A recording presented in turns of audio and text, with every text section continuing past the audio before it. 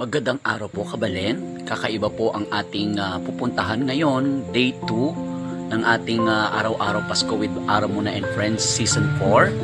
At ito po ay December 2, 2023. So, isa po ito sa mga beneficiary natin na talagang pupuntahan natin. Kaso, napaaga lang po ang punta natin sa kanila dahil balita po natin ay nilagnat po itong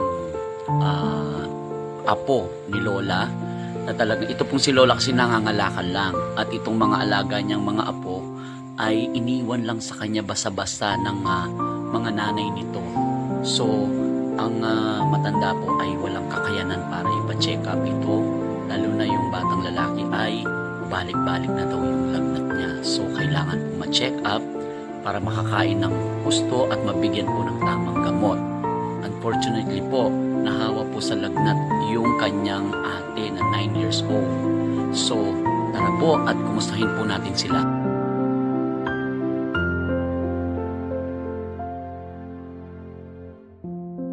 So, metong na po ka rin beneficiary tamo na pwede tapos sopan.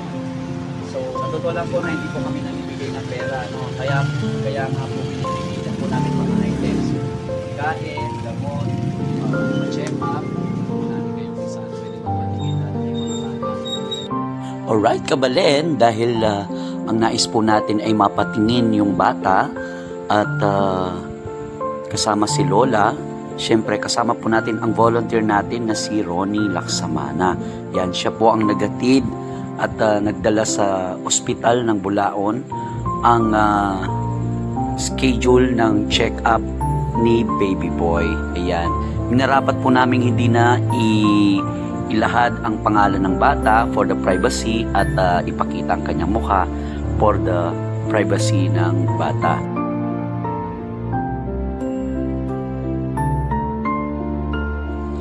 Ayun nga po, at napatingin na natin ang bata for the free check-up ng Bulaon Hospital. At Kabalen, yung kanyang ate na kapatid niya ay pinatingin na rin po natin siya. Ayun nga po, ang resulta, pareho po pala silang may UTI, kaya bumili po tayo ng mga gamot nila.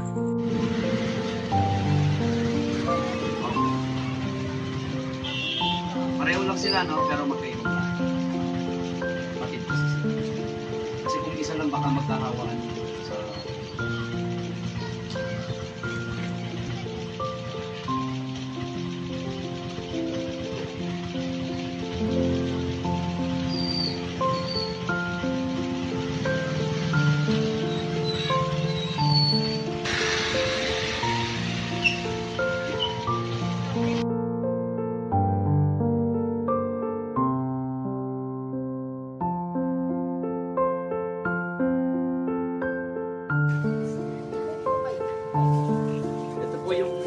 resulta doon sa bago niya po ito, bago niya po yan para pag naubos po ito po na mag-isa sila, no? Lagyan niyo po ng pangalan para yung kutsarang ginamit nyo dito sa isa huwag nyo gagamitin dito sa isa.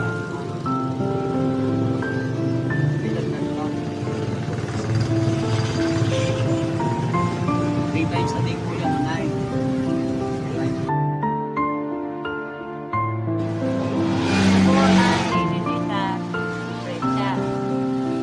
Salamat po ako na nakahingi ako ng tulong sa inyo.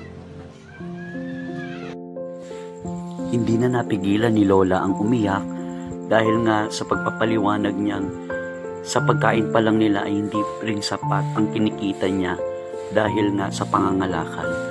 So, maraming salamat po sa mga tumutulong sa atin dito sa Araw-Araw Pasko with Ara Muna and Friends.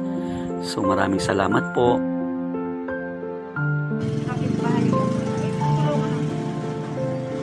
Sino pong kapitbahay mo?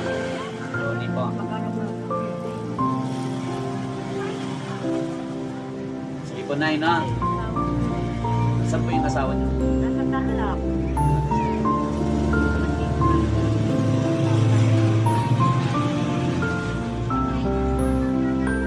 Sige po, Nay, para po makapagpahinga na po kayo. Opo. Okay lang po yan, Nay. Basta laban lang. Huwag kayong titigil. Ayan, you're welcome po, Nanay. At syempre, hindi po kayo pababayaan ni Lord dahil siya po lahat ang naggagabay sa atin.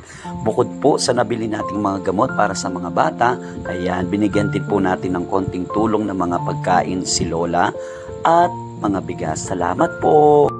At syempre, maraming salamat po sa ating sponsor of the day. Ayan, si Ma'am Vanji Manahan. Maraming salamat po, tita, sa inyong pinadalang tulong. At ayan po, nabigyan po natin ng mga pangangailangan ang mga bata. At si Lola, thank you din sa ating volunteer, si Ronnie Laksamana.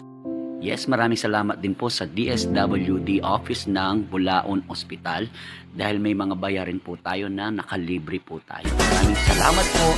And syempre, God bless everyone. Yan po ang ating day 2 ng Araw-Araw Pasko with Aramuna and Friends.